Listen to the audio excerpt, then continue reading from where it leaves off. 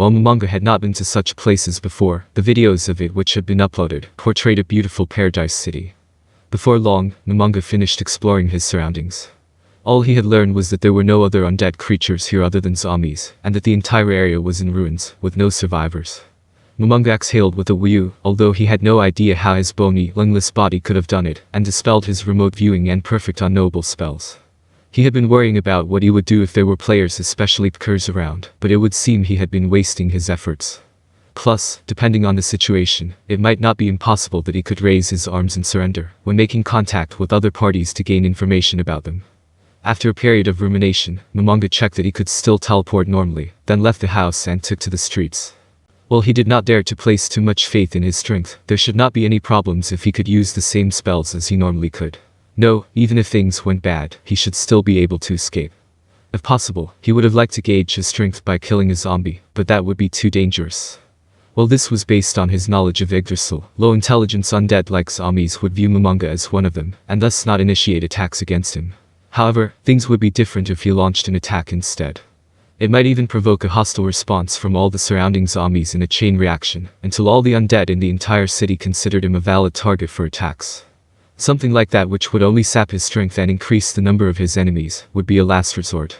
Currently, he ought to prioritize gathering information. Monga left the ruined house. Taking his first step out required a great deal of courage, and made his heart race, although he had no heart to speak of. But the first zombie he met did not react to him with hostility, and walked away from Monga as though nothing had happened. With that, the tremendous weight crushing down on Monga lifted off him. He investigated the surrounding streets, and reached a conclusion. For starters, technology here was not particularly advanced. There were no signs at all of electrical appliances, and modern construction techniques would not feature cement and unevenly shaped bricks. It was possible that there were power lines buried in the ground, but in that case, it would be entirely impossible to go on with daily life. This was also the first time he had seen stoves outside of Yggdrasil. Also, is this Yggdrasil? No, it's way too different. But could it really be? Gradually, Monga came to realize that this could not possibly be inside a game. But then, what about himself? For starters, how did a body that was wholly composed of bones move around? He had no muscles or nerves. He was moving as though this was the kind of creature he had always been, and such a thing could only appear in games. No, when he thought about it, what about the power the principle called magic? Monga walked down a main street. The knowledge base he had been building for himself to this day had been broken, but he still had not been able to reconstruct it. In any case, all I can do is to continue gathering information. Perhaps it was because this was a main street, but the number of wandering zombies suddenly increased. In order to avoid bumping into any zombies, Monga once again cast fly and continued moving at a slightly higher altitude. It would seem this was a main road for this city, because when he looked straight ahead, he could see the city gates, which were wide open. In the other direction lay a fancy-looking castle. Perhaps it was because it was constructed differently, it did not seem as badly damaged as the ruined house from before. I'd probably spot some damage from weathering if I took a closer look. If there's weathering, then would it be better to assume this city's been abandoned for a long time? Don't tell me the people of this other world. I guess I have to think of it as another world. Can't even defeat zombies. Or is it like one of those commonly seen zombie movie tropes, where all the living have died off? Could it be that they could not even defeat zombies, the weakest of all undead in Yggdrasil?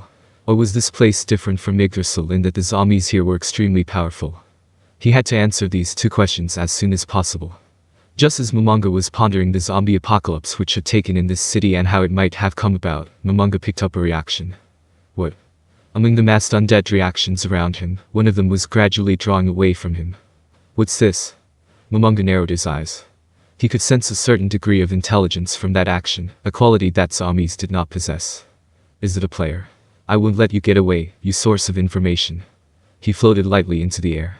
Given the other party's complete lack of hesitation as they moved, they ought to be quite familiar with the layout of the city. However, terrain was meaningless to someone who could cast fly. As Monga flew in a straight line through the air, he caught sight of someone's form. The small figure in a headed cloak turned back several times back at the place where Monga had been as it sprinted down the narrow alleys. I'll use undead domination. No, that's a last resort. And besides, I might not be able to dominate it. Undead domination was considered an offensive act. If the figure before him was connected to those zombies, it was very likely that he would wind up aggroing all the zombies in the city. Well, he would not need to worry about that if the figure was a player. He would probably wind up making a more dangerous enemy instead. Monga landed in front of the figure. Said figure just so happened to be looking back at that moment, and collided with Monga. It was a light impact, and it meant nothing to Monga. He could vaguely make out blonde hair underneath the hood. Good evening. It really is a starry night tonight. The figure did not answer Momonga's greeting. All he could hear was a sudden intake of breath. Were they unable to speak, or did they not understand Japanese? Without enough information to draw a conclusion, Momonga continued speaking. I apologize for this, but I am quite confused right now. I have several questions for you. Would you mind answering them? The other party might be a player like Momonga, which would mean that their apparent and actual age might not match up. With that point in mind, Momonga made his inquiry in a polite fashion. Of course, he did not forget to tip his head to indicate that he was making a greeting. Momonga locked eyes with the crimson pupils beneath the hood. Are they dressed as a child? Is this a resident of this world? Doesn't look like an NPC either. Momonga unconsciously recalled the great underground tomb of Nazareth and the NPCs who had knelt before him. What had happened to them? For all he knew, he might have lost a wonderful place, one which he had built with his friends. However, Momonga shook his head. Right now, he did not have the leisure of contemplating such things. Momonga studied the person before him, taking care not to look at them in a rude way. She was a pretty young girl, probably over 10. Her eyes, whitened by shock, with the crimson of fresh blood. What he had thought was a headed cloak was, on closer inspection, merely a piece of cloth secured with a rope. Surely only the undead would tie something so carelessly to their necks. The clothes below the cloak were tattered from wear and discolored from where dirt and sand had gotten on it. It looked like women's clothing, but the loose sleeves were tied up by rope, and what had once been a skirt was tied up into what seemed like a pair of pants. It was an utterly utilitarian garment. While he had no idea how his bony body could smell anything, this girl did not have the odor of decay about her, like the other zombies. Perhaps the lack of body odor despite the disheveled state of her clothing was because the undead lacked metabolic processes. I say again, I have several things I would like to know about. I trust that will be alright. I apologize. Momonga said as he extended a bony hand to her. However, the girl seated on the ground showed no sign of taking it. Was she still wary of him? In that case, you don't mind if I ask, then? The girl nodded. Momonga was mildly surprised when he saw that he could communicate normally with language. Since they could verbally interact, did that mean she was a player? To begin with, yes, I am, Suzuki Satoru. May I ask your name? The crimson pupils seemed to be shaping themselves into perfect circles. She spoke in a very hoarse voice. He could not make out what she was saying at all. Is it not Japanese? Does that mean she's a resident from another world?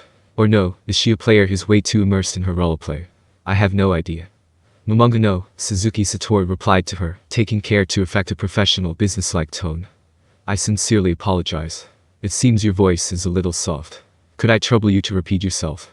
It was the same as before, after all. Is your name Ahuaha, then? What a strange name, The girl shook her head.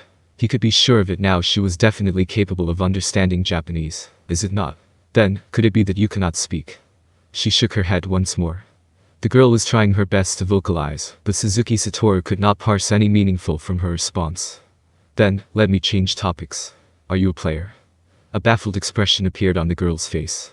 You are not a player, then. I see. Then, you parents. Halfway through, Suzuki Satoru suddenly remembered that she was undead. There was no way she could have had parents. Yet, the girl's reaction was somewhat strange. She lowered her head and shook it. It was a response that suggested that she had had them once, but not anymore. What should I do? In that case, should he just excuse himself and leave? However, she was a valuable source of information. It would be a terrible waste. Suzuki Satoru looked at the girl making strange noises and fell into contemplation. Just then, he heard a very soft voice. No, sirs, Ainz. The words she was repeating had finally become distinct enough for Suzuki Satoru to understand. My name is Kino Fazrasinvern. That was the girl's name.